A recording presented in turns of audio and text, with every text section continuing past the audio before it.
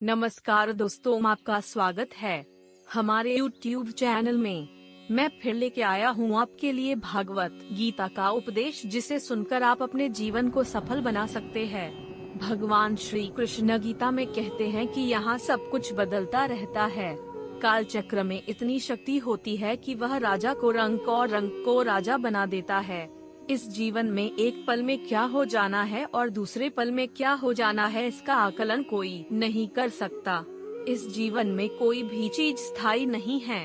हर एक चीज शुरू होने के बाद उसका अंत अवश्य होता है और फिर नई चीज शुरू होती है।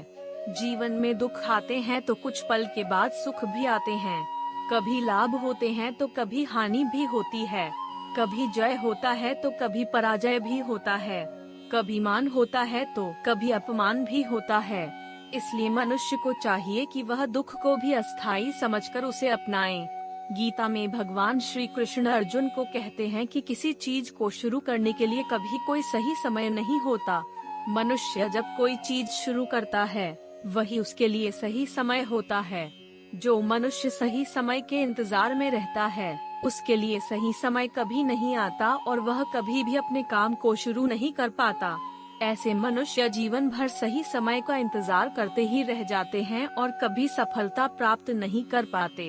इसलिए मनुष्य को चाहिए कि सही समय की प्रतीक्षा करने के बजाय वह अभी से ही काम को शुरू करें।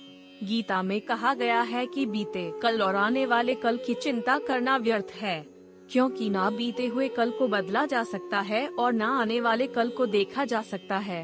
मानव को वर्तमान का आनंद लेना चाहिए।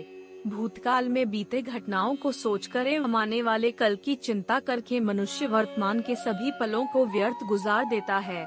जो हो गया सो हो गया और जो होगा उसे टाला नहीं जा सकता। इस सत्य को अपनाकर मनुष्य को वर्तमान के हर एक पल का आनंद उठाना चाहिए। हर व्यक्ति दुनिया को अपने अपने नजरिए से देखता है। जिसकी जैसी नजर यह दुनिया उसके लिए उसी तरह है। दुनिया को बदलने से पहले खुद के नजरिया को बदलना जरूरी होता है। जिस दिन आपका नजरिया अच्छा हो जाएगा यह दुनिया भी आपको बहुत अच्छी लगेगी। नजरिया हमारे व्यक्तित्व का बहुत अहम हिस्सा होता है। यही हमारे जीवन यात्रा की दिशा तय करता है। नजरिया सकारात्मक और नकारात्मक दोनों हो सकता है। नकारात्मक नजरिया होने से व्यक्ति केवल निराशा और दुख पाता है, लेकिन सकारात्मक नजर से व्यक्ति को यह जीवन बहुत ही सरल और सहज लगने लगता है। क्रोध मानव के विनाश का कारण होता है, क्योंकि क्रोध से भ्रम पैदा होता है और भ्रम से बुद्धि विचलित हो जाती है। क्रोध में मानव को कुछ भी आभास नहीं रहता है। क्रोध में मानव अपनों के प्रति भी गलत शब्द का प्रयोग करता है। गलत शब्द व्यक्ति को दिल से चोट पहुंचाता है, जो भाव कभी मिट नहीं पाता। क्रोध में मानव कभी भी सही निर्णय नहीं ले पाता और क्रोध में ली गई निर्णय हमेशा ही दुखदायी होती है। क्रोध में व्यक्ति की आंखें बंद हो जाती है और उसका मुंह खुल जाता है। वह समझ ही नहीं पाता कि क्या सही और गलत है। क्रोध उसे गलत राह पर ले जाती है।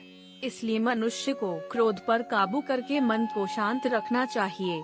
युद्ध के परिणाम को सोचकर जब अर्जुन विचलित हो जाते हैं तब भगवान श्री कृष्ण उन्हें कर्म का ज्ञान देते हुए कहते हैं कि कर्म कर फल की इच्छा मत रख, क्योंकि कर्म करना मनुष्य के अधीन है लेकिन फल प्राप्त करना मनुष्य के अधीन नहीं है। मनुष्य अगर सच्चे दिल से और कर्म को धर्म समझकर कर्म कर रहा है तो उसे एक ना एक दिन कर्म का फल जरूर मिलेगा। जो मनुष्य फल की इच्छा रख के कर्म करता है वह सुख दुख के जाल में फंस जाता है, क्योंकि जब मनुष्य अपने कर्म से फल प्राप्त नहीं कर पाता तो दुख उसे घेर लेती है। मन जिसके बारे में हम सुनते हैं लेकिन कभी देख नहीं पाते, क्योंकि मन हमारे शरीर का एक शक्तिशाली अदृश्य हिस्सा है।